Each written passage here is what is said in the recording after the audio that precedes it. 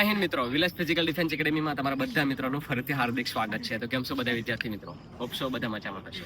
મિત્રો આજે આપણે ફરીથી પાછા અગ્નિવીર બોયઝ અને ટીએ બોયઝના જે વિદ્યાર્થીઓ આપણા જોડે છે બરાબર, તેનો પાછો આપણે ફરીથી ટાઈમિંગ લેવાના છે. આની પહેલા ટાઈમિંગ લઈ લીધો હતો, પણ તમને ખબર છે કે આ વખતે અગ્નિવીરમાં એ લોકોએ ચેન્જીસ કર્યા છે. 4 ગ્રુપ પાડ્યા છે બરાબર, 4 ગ્રુપ પાડ્યા છે. 5:30 પેલા આવે એને એક્સેલન્ટ બરાબર, પછી 5:30 થી 5:45 ની વચ્ચે આવે એ ગુડમાં મતલબ ગ્રુપ 2 બરાબર, પછી 45 થી લઈને 6 સુધી ગ્રુપ 3 એન્ડ 6 થી લઈને 6:15 સુધી ગ્રુપ 4, એટલે કે 4 ગ્રુપમાં. તો ઘણા વિદ્યાર્થીઓ મને એવું પૂછતા હતા કે સર તો શું મતલબ ત્રીજું ગ્રુપ અને ચોથું ગ્રુપ અમને આવ્યું હોય તો શું અમારા ચાન્સીસ છે ખરા, મતલબ કઈ રીતના અમારે એમાં કરવું જોઈએ? તો આ વિડીયોમાં એ બી હું કહીશ લાસ્ટમાં બરાબર, અને તમને એ બી કહીશ કે ગ્રુપ 3 ગ્રુપ 4 માં આવો એના કરતાં થોડી વધારે મહેનત કરીને તમે ગ્રુપ 1 2 માં કેમ ના આવો બરાબર. તો આપણે વિદ્યાર્થીઓ આજે ટાઈમિંગ લઈશે બરાબર, એમને આપણે ચેક કરીએ કેટલો આવે છે. બાજુ ફરીથી આપણે ટાઈમિંગ લઈ રહ્યા છે અમને 16 બરાબર, તાકી એને પ્રમાણે જે તૈયારી મેં કરાવી હતી તો એ પ્રમાણે એનો ટાઈમિંગ જોઈએ કે કયા ગ્રુપમાં આવે છે બરાબર. અને બીજી વસ્તુ એ કે જે અગ્નિવીરની જે ટીએની તૈયારી કરે છે ને મિત્રો, એના માટે કોઈ પણ પ્રકારનું ગ્રુપ નથી હોતું બરાબર.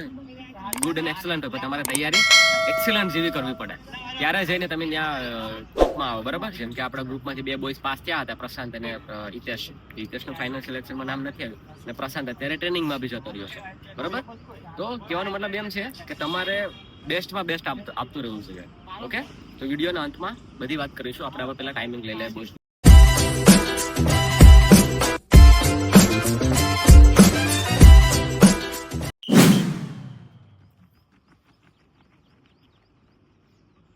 તો મિત્રો હોલ્સોની જે આ પાછું ફરીથી આપણે હોલ્સોના બોયઝનો ટાઈમિંગ લીધો છે બરાબર. એન્ડ મારે તમને એ કહેવાનું છે કે અગર જો તમે તૈયારી કરો ને બરાબર, તો હું એમ કહીશ કે બેસ્ટમાં બેસ્ટ જ તૈયારી કરજો. કોઈ પણ પ્રકારની કસર રહી ને એ તૈયારી નહીં કરતા, મતલબ એવું નહીં વિચારતા કે ભાઈ આપણે હવે થોડાક સમય સુધી કરતા રહીશું.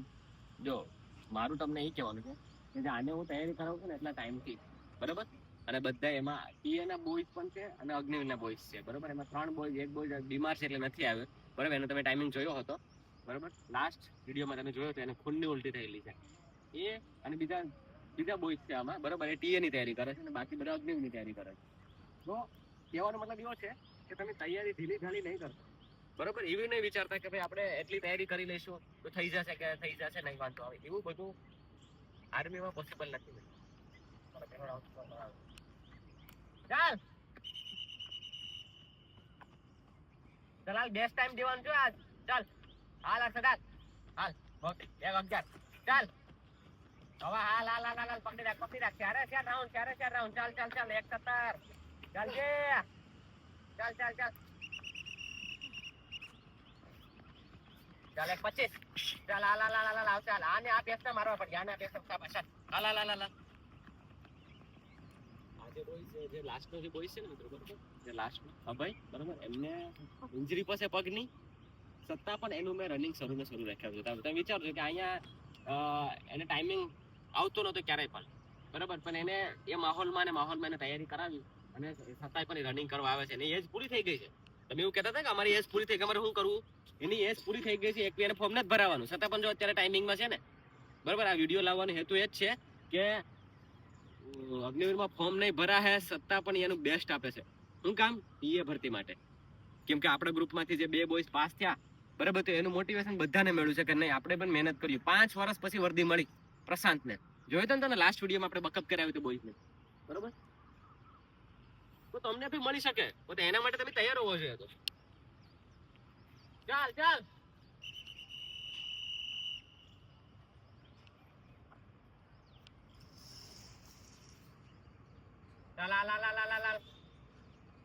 હાલ અઢી થઈ હાલ શાબાશ હાલ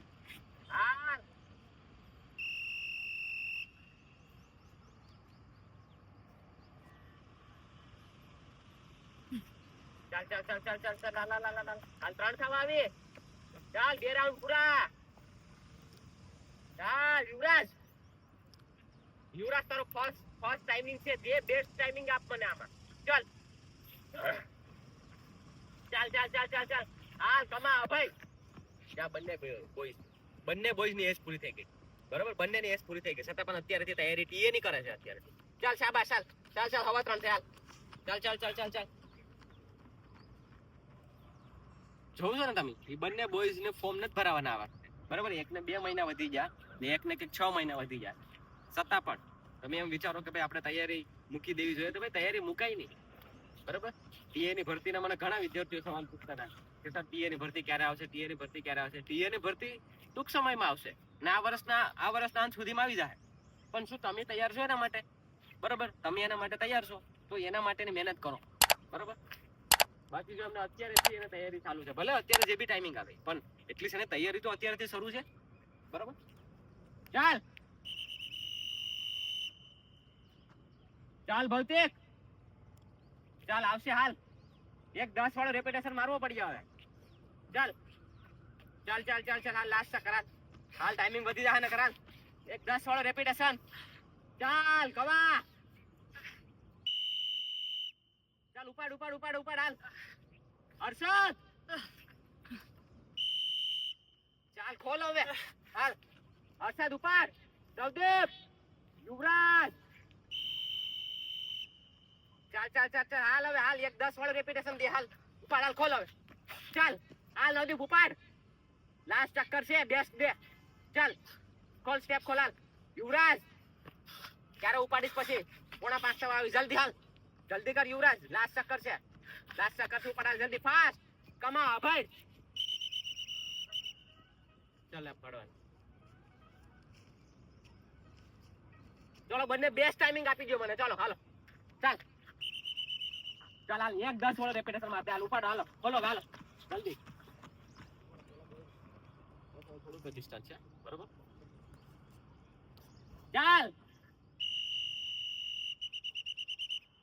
ચાલ હર્ષદ, કવા ભૌતિક પ્રિન્ટ માર હવે, પ્રિન્ટ માર. નવદીપ, યુવરાજ, કમા ભાઈ,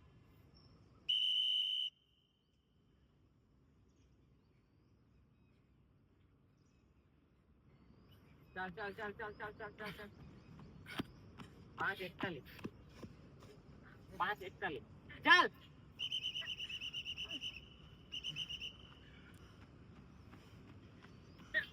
ચાલ ચાલ ચાલ ચાલ, અહીંયા પૂરું થાય છે, ચાલ ચાલ. 55 5:55, ચાલ જલ્દી ફાસ્ટ, સ્પીડ કર. 6:09, ચાલ જલ્દી ફાસ્ટ યુવરાજ.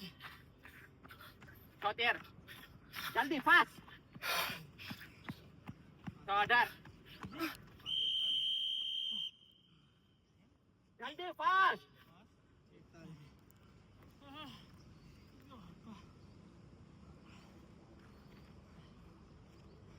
ચાલ સ્પીડ કર જલ્દી.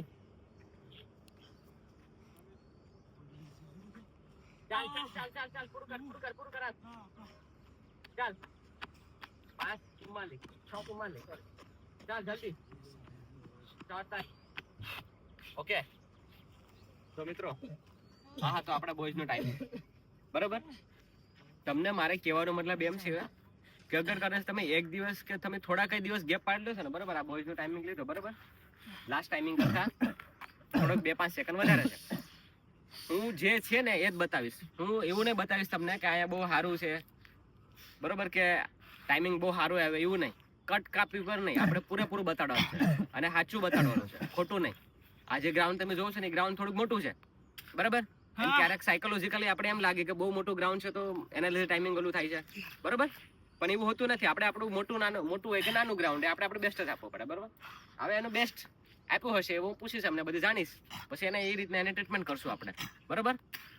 કહેવાનો મતલબ એવો હતો કે જે વિદ્યાર્થીઓ મને પૂછતા હતા કે 6:15 સુધીમાં આવી જાય તો પણ અમે શું પાસ થઈ જશું, તો હું તમને એવું કહીશ કે નહીં પાસ થાવ, ફાઇનલમાં નહીં આવ્યો.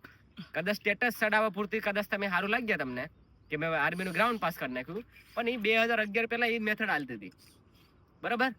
તો તમારું ભેગું નહીં થાય અગર જો ત્રીજી કે ચોથી ગલી આવે ને તો, બરોબર? તો દોસ્ત, પહેલી અને બીજી માટે ટાઈમ મહેનત કરવી પડીએ અને ડેઈલી અથાગ મહેનત કરવી પડીએ, બરોબર? ઠીક છે? તો હોપ છો તમને જવાબ મળ્યો હશે. તમને તમારો બેસ્ટમાં બેસ્ટ આપજો તો જ ભેગું થાય. બાકી રિલેક્સ થઈ જાઓ અને સેલી ભરતી જેની છે એ આઉટ થઈ જશે. અને જે ટીએ ની તૈયારી કરે છે દોસ્ત, અત્યારેથી તૈયારી કરવી પડે, બેસ્ટ તૈયારી કરવી પડે, ત્યારે જઈને ત્યાં તમે રેસ મારી શકશો. અને એ પણ એક્સેલન્ટ હશે તો જ વારો આવે. ઓકે, તો બેસ્ટ આપજો. બાકી કાંઈ પણ હોય નંબર આપી દઈશ, સંપર્ક કરી લેજો. જય